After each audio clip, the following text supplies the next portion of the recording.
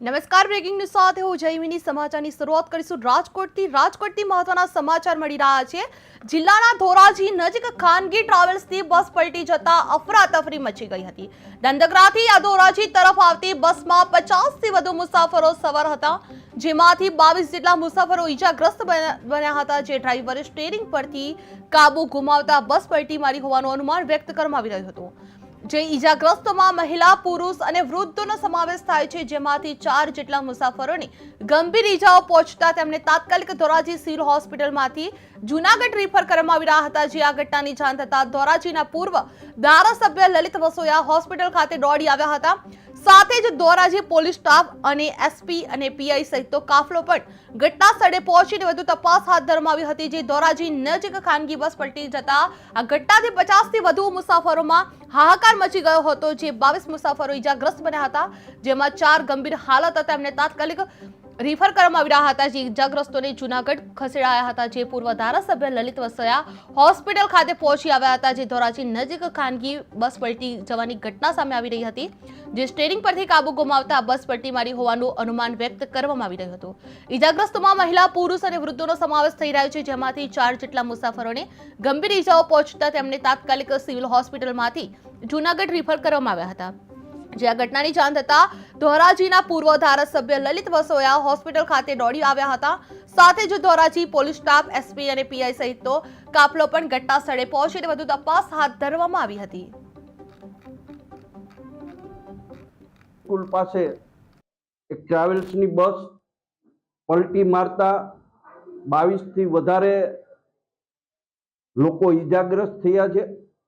ધોરાજી સરકારી હોસ્પિટલમાં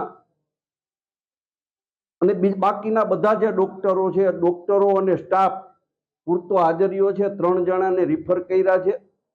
3ની સ્થિતિ ચિંતાજનક છે। બાકીના દર્દીઓની સારવાર અત્યારે ધોરાજી ખાતે ચાલી રહી છે અને ધોરાજીના સામાજિક સંસ્થાના સૌ આગેવાનો અત્યારે અહીં સેવાકીય પ્રવૃત્તિમાં ખંભે ખંભો મિલાવી અને જે લોકોને ઈજા થઈ છે એમને મદદ કરી રહ્યા છે। ટ્રાવેલ્સના માલિકે એવું કીધું કે બસની એક્સેલ ભાંગતા બસ પલટી મારી છે અને બસ વર્ધીમાં હતી, એટલે ફરેણી રોડ ઉપરનો જે સમાજ છે એ સમાજના લોકો એ બસની અંદર હતા અને બસ પલટી મારી છે, એને કારણે બધા ઈજાગ્રસ્ત થયા। કરશનભાઈ કરમસિંહભાઈ રાઠોડ। કરશનભાઈ, શું બનાવ બન્યો? બનાવમાં સાહેબ એવું બન્યું કે અમે અહીંથી બાપાના ફૂલ પધરાવવા માટે અમે રાધનપુરની બાજુમાં કુંવર ગામમાં ગુરુકુળ ગાડી સ્પેશિયલ બાંધીને ગયેલા અને ત્યાંથી 12 વાગે રિટર્ન ગાડી આવતી હતી અને અહીં આવીને પલટી ખાઈ ગઈ। સમજ્યા? કઈ રીતે પલટી મારી તમને ખ્યાલ છે? ના, અમે ગાડીમાં બેઠા હતા પણ એને ગમે એની હારે ધડાકો થયો, એ ધડાકો અમે સાંભળ્યો પણ શેની હારે એનો ધડાકો થયો એ ખબર ના પડી, પણ ગાડી પછી એને કાબુમાં ના રહી એટલે ગાડી હેઠી ઉતરીને ઉપર ચડી, એમ કરતા કરતા 2 પલટીઓ ગાડી ખાઈને ઝાડવાની અંદર હલવાઈ હતી। કેટલા જણા ઈજાગ્રસ્ત છે કઈ તમને ખ્યાલ છે? હવે હતા અમે